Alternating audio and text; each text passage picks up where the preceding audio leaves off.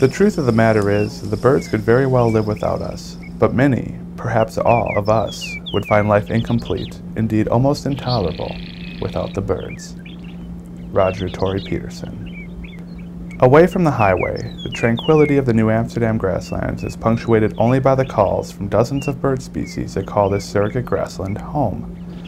Thanks to a generous donation of land value by a private conservation buyer and a nearly $1 million state Stewardship Fund grant, Mississippi Valley Conservancy was able to purchase a 310-acre grassland and preserve it and its unique habitat forever. People in the Coulee region of southwestern Wisconsin benefit from this purchase through public access to the land and the preservation of a scenic landscape. But the purchase has another beneficiary whose expression of thanks comes in the form of songs.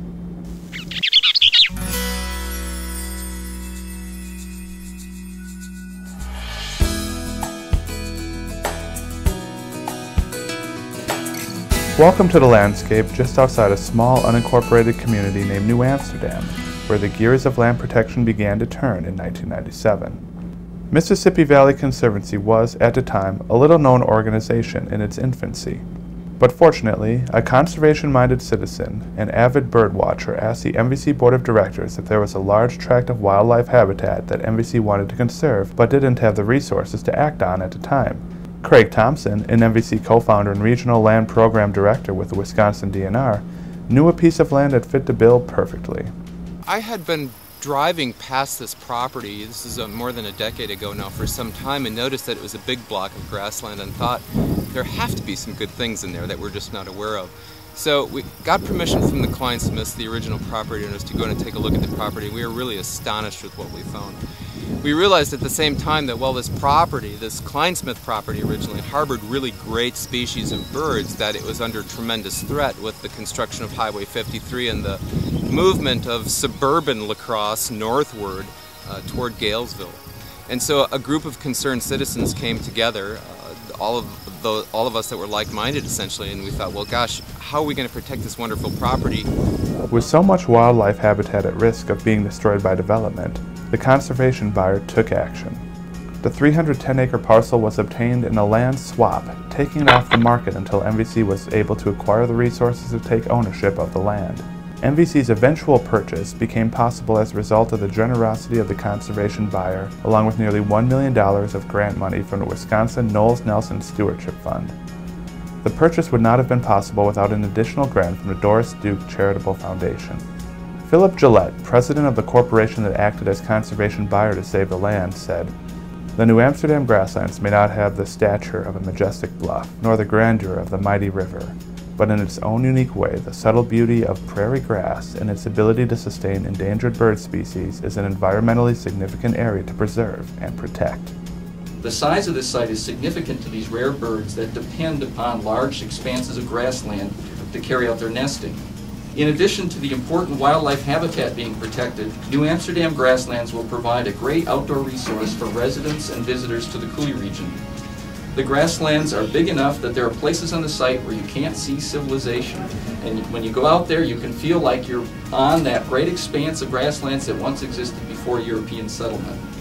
I also want to acknowledge the great job that the DNR staff has done with the stewardship program and the efforts of Mississippi Valley Conservancy, not only on this acquisition, but for all the great work you do here, and Northern Engraving for your great work and your partnership with all of us here. It's a piece of property that, as Tim was describing, is an area that many of us have hiked and played and enjoyed for quite some time, and now we will do it for a generation, for many generations to come.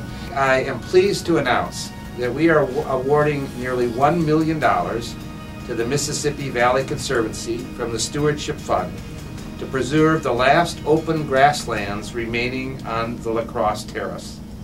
This beautiful 300-acre area is a large and rare parcel of prime grassland bird habitat.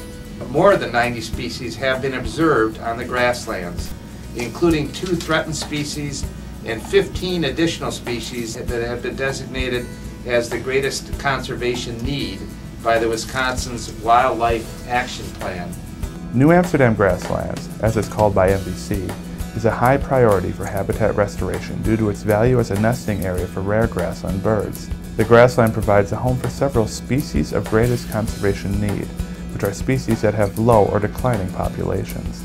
We also protect a variety of bird species at our New Amsterdam Grasslands property, including the Henslow sparrow and the Bell's vireo, both of which are state-threatened species.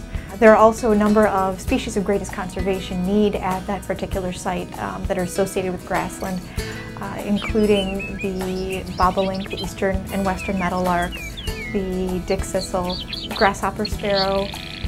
And these species of greatest conservation need, although they're not listed as threatened or endangered, they're listed so that we can catch them in time so that they do not become threatened and endangered, which is important.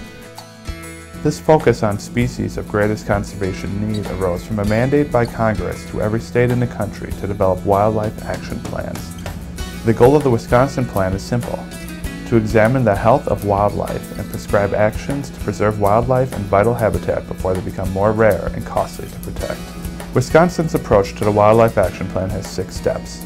First, identify species of greatest conservation need.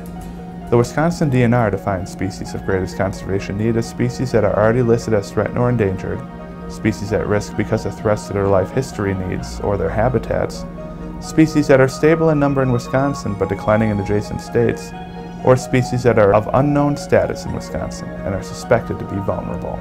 The second step of the plan is to identify habitats required by species of greatest conservation need.